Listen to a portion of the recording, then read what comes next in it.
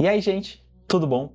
Hoje eu vou fazer um vídeo um pouquinho diferente do normal, tá? É um vídeo no formato de slide, onde eu vou falar sobre esse tema, e é o que ninguém te conta sobre engenharia de dados em 2026. Então vamos lá, já tô aqui com a câmera um pouco diferente do normal, não tô com a câmera em cima, a câmera tá aqui embaixo agora.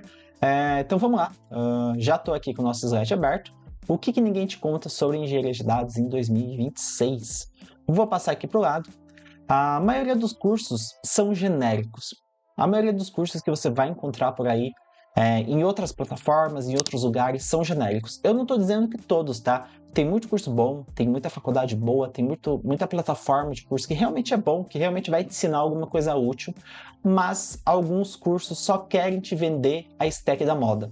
Alguns cursos vão estar lançando ali, eu não vou dar nome, tá? De curso ou de stack específica, mas tem muito curso que vai ficar trazendo 1 milhão de stack, te prometendo que se você aprender isso, você vai conseguir um trabalho em 3, 6 meses, te prometendo que basta você aprender a stack no momento que você vai conseguir um trabalho numa multinacional, que você vai conseguir um trabalho lá fora.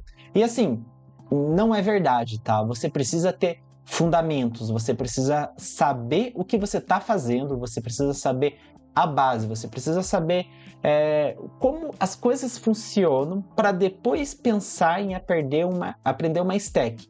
Óbvio, você vai precisar aprender uma linguagem de programação, então dominar Python é muito importante. Aprender SQL é essencial na nossa área. Entender ali um pouquinho de banco de dados, um pouquinho não, né? Entender bem de banco de dados é crucial.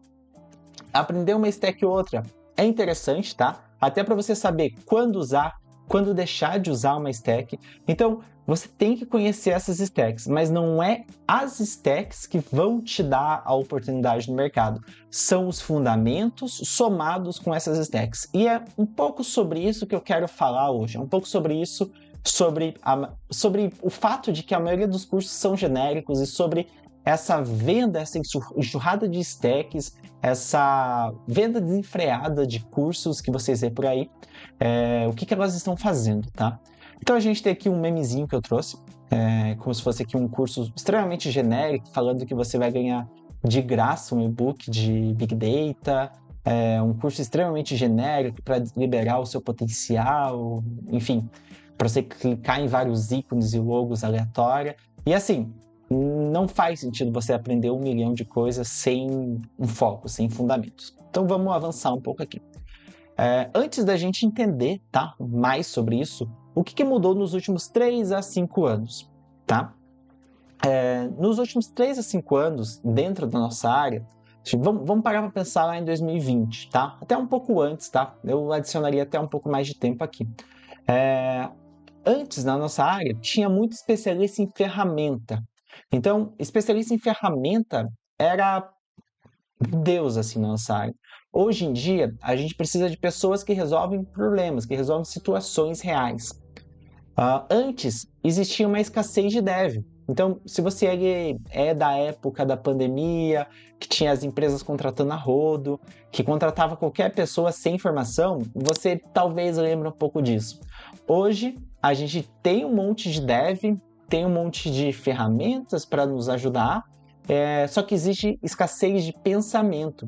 Então, tem pessoas que sabem programar, tem IA para nos ajudar a criar código e tudo mais, só que não tem pessoas pensando no problema real, pensando na solução real. Então, a gente tem que começar a pontuar o que faz sentido e o que não faz sentido na hora de trabalhar em cima de uma solução, trabalhar em cima de nos vender para o mundo, nos vender para o mercado. Seja como um profissional que vai trabalhar alocado na empresa, seja como um prestador de serviço, um consultor ou tudo mais. A infraestrutura ela ficou mais fácil do que antigamente, então antes a gente tinha que fazer muita coisa ali na mão, tinha que subir muita infraestrutura na mão. Então, eu até diria que mais tempo, tá? A gente já colocou aqui 3, 5 anos, mas se a gente voltar mais para trás, a gente vê que a infraestrutura era mais difícil ainda.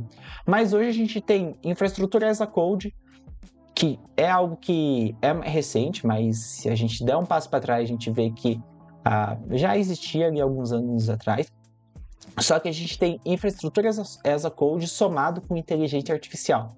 Então hoje a gente consegue pedir um Terraform, a gente consegue pedir toda uma infraestrutura quase que pronta com um código gerado por IA. Então, se a gente souber como a gente está pedindo, onde a gente está pedindo, a gente tem toda uma infraestrutura de dados quase pronta. É óbvio que você não vai jogar aquilo no seu provedor de cloud sem antes analisar, sem antes ver custo, sem antes ver se faz sentido e tudo mais, porque você pode gerar um custo milionário para sua empresa.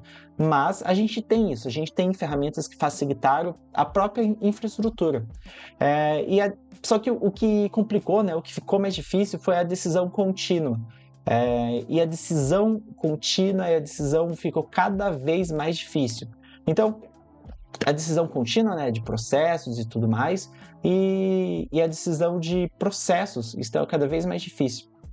Então, eu até coloquei aqui a imagem de um homenzinho segurando um processo com o cérebro e alavancando, porque pensar em resolver situações, resolver problemas, está cada vez mais difícil. E é nisso que eu quero que vocês pensem. Ferramenta é legal, código é legal, mas o que a gente tem que pensar é em resolver situações, resolver questões de negócio com tecnologia.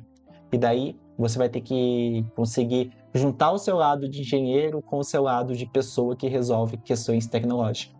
Então, vamos lá, vamos para o próximo slide. Então, por que ferramenta virou commodity? Para quem não sabe, commodity é quase como se fosse uma matéria-prima, algo básico, algo quase que crucial, assim.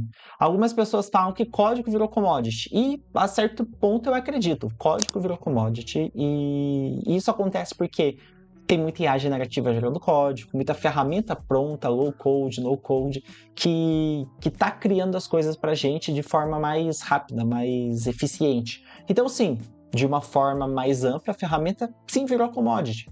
E agora a gente começa a pensar nisso porque as nuvens começaram a padronizar muita coisa. A stack considerada moderna é igual em todo lugar. Então, se você for numa AWS, numa Azure, numa GCP, é tudo muito parecido, como as coisas funcionam, como um banco de dados funciona, como um serverless, um Lambda, um string de dados funciona, é tudo muito parecido. Você só precisa saber conectar tudo isso, entender de fundamentos, entender os processos por trás, mas conectar essas coisas está mais simples do que, novamente, há 3, 5 anos atrás. Agora o GPT e outras IA generativas conseguem escrever um SQL melhor do que um júnior. Então, a gente vê que decaiu muito as vagas para o júnior. Por quê? Porque é fato que um ChatGPT ou qualquer IA generativa já consegue escrever um SQL básico, tá? Melhor do que um júnior, se você passar o contexto necessário. E daí vem aquela questão, como passar o contexto necessário é uma pessoa que consiga traduzir regras de negócio para a linguagem que a IA vai entender. Às vezes, uma pessoa de negócio não vai conseguir falar que quer um código SQL que faça tal, tal, tal. Então, às vezes, um júnior bom consiga fazer essa transcrição usando o ChatGPT, usando uma IA generativa. Então, aí que está o ponto. Se você for um júnior que consiga fazer essa progressão, que consiga fazer essa diferenciação entre um júnior que não está acostumado com IA, um júnior que não está acostumado a pedir de forma inteligente, talvez você não consiga se destacar. Então, esse que é o ponto. Algumas pessoas brigam ali de usar ou não usar IA para conseguir construir as coisas, mas eu diria que o mais importante é saber usar da forma inteligente. Esse é o ponto. Usar da forma inteligente e de uma forma eficiente. E é isso. E hoje em dia, querendo ou não, ferramenta por ferramenta, qualquer tutorial consegue ensinar a ferramenta em 2 semanas. Então vamos lá, eu quero aprender Airflow do zero. O básico do Airflow você consegue aprender super rápido, até menos que 2 semanas. Eu quero aprender ali os fundamentos de Databricks. É muito rápido os fundamentos. Óbvio, gente, você não vai virar um especialista em Databricks em 2 semanas, mas você vai aprender os fundamentos de uma forma mais eficiente. Você não vai virar um especialista em Snowflake em 2 semanas, mas você consegue aprender a base ali num tempo até que razoável, conseguir fazer alguma coisa ou outra, tá? Então, ferramenta realmente virou commodity. Implementar uma coisa mais básica ou outra, conseguir se adaptando é algo rápido e fácil. Não só por causa da IA, tá? Isso já vinha acontecendo antes mesmo da IA se popularizar. Isso acontece porque a gente já tinha muito acesso a fóruns, a vídeos no YouTube, a comunidade se ajudando. Então, tudo isso ajuda a gente a pensar nesse fato de que as ferramentas e tudo mais é mais simplificado você aprender e é mais simplificado você implementar. Só que fundamentos, conceitos mais robustos, você precisa de tempo, você precisa de experiência, você precisa parar, estudar e se qualificar. Então, eu acho que essa é a questão que eu queria deixar aqui nesse slide. E agora, o diferencial, né, dos profissionais de hoje é que, eu até tenho essa imagenzinha, que tempo de carreira é muito diferente de senioridade. É óbvio, você não consegue virar um sênior com 6 meses, a não ser que você tenha um background ali de desenvolvedor, analista, enfim. Se você não tiver um background que te favoreça, é muito difícil você virar um sênior com meses, tá? Mas, às vezes, você pode ter 10, 20, 30 anos de carreira e ainda não ser um sênior especialista. Às vezes, você pode ficar travado. Então, tempo realmente é diferente de senioridade. Isso é fato. Mas o diferencial de hoje em dia tá entender regras de negócio, porque tem muita gente que acaba usando o IA para delegar funções que deveriam ser funções de pensamento, funções de estratégia, traduzir caos em dados. Então, novamente, não é a ferramenta que vai fazer isso, é o seu conhecimento do negócio, é o seu conhecimento do contexto que vai fazer isso. Fazer perguntas melhores. Então, quando você estiver numa reunião, quando você estiver num ambiente que faça sentido, saiba perguntar, quando perguntar e em que situação você deve perguntar ali sobre regras de negócio, métricas. Mesmo que você não for um analista de dados, você tem que entender como esses dados são utilizados, porque a partir disso você vai saber fazer uma ingestão melhor, fazer uma ingestão do que vale ou não a pena trazer, porque às vezes você está fazendo uma carga que está cara, porque você está trazendo dados que ninguém usa e só está sendo dados redundantes. Priorizar o que gera impacto. Então, um profissional muito bom consegue priorizar o que é importante para a empresa. Isso daqui é fato. Saber dizer não tecnicamente. Então, isso daqui é muito difícil, porque como que você vai dizer não para o seu chefe? Mas você saber dizer não baseado em fatos, baseado em dados, baseado em provar para o teu chefe ou provar para o teu time, para a tua liderança, enfim, que aquilo que está sendo proposto, que pode acontecer ou não na empresa, é algo ruim ou é algo não vantajoso para a empresa, é algo muito senior, sabe? É algo muito valioso se você conseguir trazer de uma forma eficiente.